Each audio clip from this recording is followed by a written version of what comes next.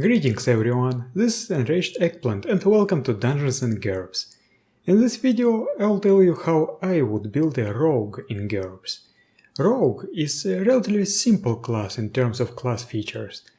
While in D&D it is mostly specialized in sneak attacks and dealing with traps and locks, the variety of class archetypes in Pathfinder makes it much more versatile.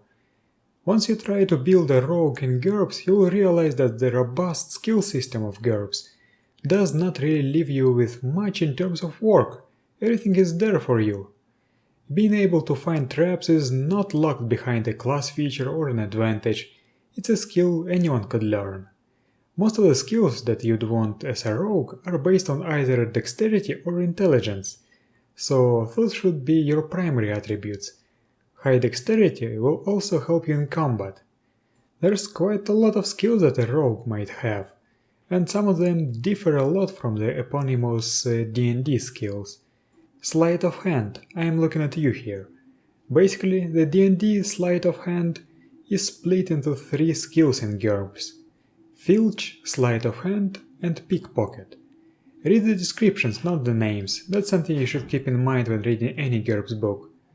Some people combine these 3 skills into one, that's absolutely fine too. Thieves are skills for stealing, but rogues are much more than just thieves. They're also masters of entry. For that, consider picking up acrobatics, jumping, climbing, stealth, escape, lockpicking, traps, and forced entry. Remember that only high-quality locks impose a penalty on your lockpicking. Most basic locks impose no penalty or even give you a bonus.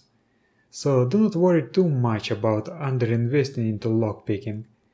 Aside from stealth, there's some other skills that may help you remain unseen: camouflage and shadowing. If you want to hide an object, then consider holdout or smuggling. Of course, that was not a comprehensive list of rogue skills. There's many additional options. Observation, scrounging, and search are all good and appropriate. Streetwise and urban survival, which are not the same thing, can be very important. Gesture is a good skill for silent communication, while lip reading is a good eavesdropping skill. Knot tying can be useful for tying grapnels or tying up knocked out sentries. Disguise, fast talk, and acting are very useful for manipulative rogues.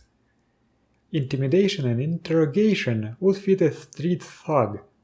Merchant and connoisseur will let you appraise valuable goods.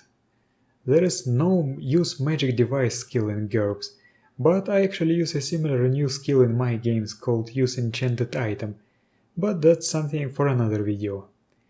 I hope that now you can see that there's a lot of possibilities to make very different rogue characters. There's also many advantages that are appropriate for rogue characters. Flexibility and perfect balance are good for cat burglars. High manual dexterity is incredibly useful for those who deal with locks often. Voice is a good advantage for social rogues. There's also many appropriate talents: craftiness, impersonator, smooth operator, street smarts, yes, that's 2 different talents, talker, and widget worker. Such advantages as combat reflexes, luck, common sense, and intuition can be invaluable to a rogue. There are also many social advantages that are appropriate for rogues: contacts, patrons, allies, favors, alternate identities. Go wild with them.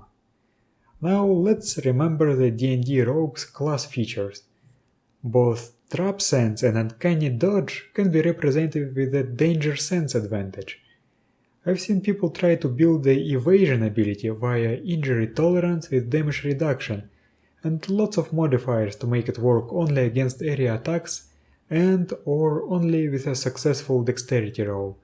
In my opinion, this is one of the good examples where people miss the point and fall into the common trap, converting mechanics. What is evasion? A rogue avoids area attacks. How does one avoid an area attack in GURPS? By retreating out of its area, if possible, or by diving for cover. See? GURPS has a much more detailed combat resolution, so everyone can dive for cover, it's not locked behind a class feature. If you want rogues to be able to do it better, consider something like Enhanced Dodge with accessibility only against area attacks. I'd price it at minus 40%. And let's also take a look at the signature rogue class feature, Sneak Attack. GURPS Dungeon Fantasy, for example, suggests giving thieves a few levels of striking strength, with accessibility only on surprise attack minus 60%. But Dungeon Fantasy does not use hit locations. In a game with hit locations, anyone can deliver a sneak attack, just target the vitals. If you want to make rogues better at it, either give them the aforementioned striking strength, or allow them to learn a targeted attack technique aimed at the vitals. As a rogue, you'll probably spend a lot of points on dexterity and skills, so you are unlikely to have a high strength score. However, with your higher dexterity, you might be a proficient combatant who exploits positioning and movement, targeted vitals, necks, eyes, chinks in armor, and other hard-to-hit locations. Pretty much what a traditional rogue does, right? And that's going to be it for this video. I also made a 150-point rogue template and I will link it in the description. Thank you for watching and I'll see you next time.